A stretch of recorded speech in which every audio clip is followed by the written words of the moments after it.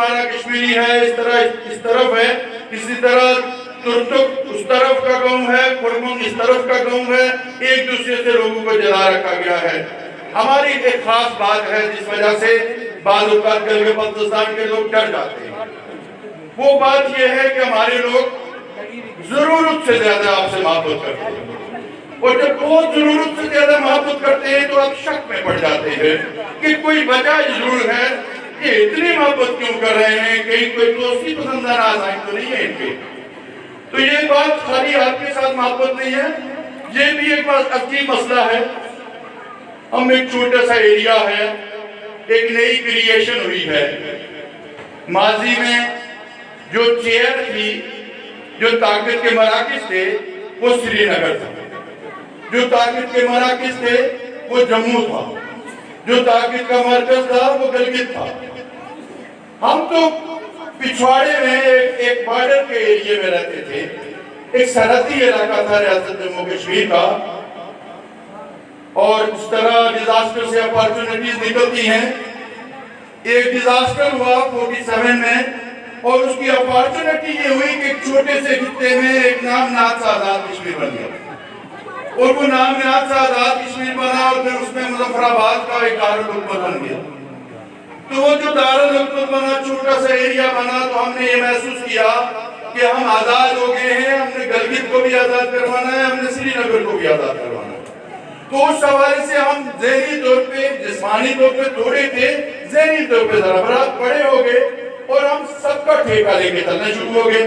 اور جب ہم اتنے بڑے ٹھیکیدار بنے تو سب ڈرنے لگے، آپ بھی ڈر گئے کہ یہ جو چھوٹے سے خطے کے لوگ ہیں، یہ ہمارے بارے میں اتنے جذبات کا اظہار کرتے ہیں، خدا نہ خواستہ کہیں ان کے اندر کوئی اور کوئی چکر تو نہیں ہے۔ تو میں شبیر میار اب سے کہنا چاہتا ہوں، میں کرام الدین سے بھی کہنا چاہتا ہوں کہ گلگت کے لوگوں سے کہو کہ یہ آزاد کشمیر کے لوگ بڑے معصوم ہیں۔ یہ بیچارے آپ کی آزادیوں کی بات تو کرتے ہیں، خود ان کی اپنی حالت جو ہے وہ بڑی غیر ہے۔ چلنے کے لیے سڑکیں نہیں ہیں، رہنے کے لیے اسپتالوں میں علاج کے لیے ڈاکٹر نہیں ہے، سکولوں میں تعلیمی اداروں میں ٹیچر نہیں ہے، روزگار کے لیے ہمارے 18 لاکھ لوگ بیرون ملک گئے ہوئے ہیں۔ آپ اندازہ کریں کہ اتنی بڑی مائیگریشن یہاں سے کر کے پوری دنیا کے اندر گئے ہوئے ہیں۔ ہم آپ سب سے زیادہ مظلوم ہیں، ہم آپ سب سے زیادہ بے بس ہیں، اور اس کی وجہ ہے آپ اس وقت دنیا کی گلوبل جو پالیٹکس ہے اس میں گلگت بلتستان بہت اہم ہے۔ اس میں سی پیک ہے، اس میں چائنا ہے، اس میں پوری دنیا کے انٹرسٹ ہیں۔ اس طرف جو کشمیر کے لوگ ہیں ان کی بھی بڑی اہمیت ہے۔ ہم آپ سارے لوگوں کی بنسبت سب سے زیادہ مظلوم ہیں، اور ہم آپ سے توقع رکھتے ہیں کہ آپ ہماری جدوجہد بھی کریں، ہمارے لیے بھی آواز بلند کریں۔ اور ہم آپ سے یہ بھی گزارش کرنا چاہتے ہیں کہ ہم سارے لوگوں کو مل کے کم از کم ایک بات پہ ہم متفق ہیں، وہ بات یہ ہے کہ ہمارے اوپر جو قابض ہے، ہمارے اوپر جس کا غلبہ ہے، ہماری زنجیریں مشترکہ ہیں۔ ہم ایک ہی طرح کی اس میں بندھا ہوا ہوں، میرے ساتھ بابا جان بندھا ہوا ہے، اور ایک ہی کھینچنے والا ہے جو دونوں کو ایک غلامی کی زنجیر ڈال کے ہمیں کھینچ رہا ہے۔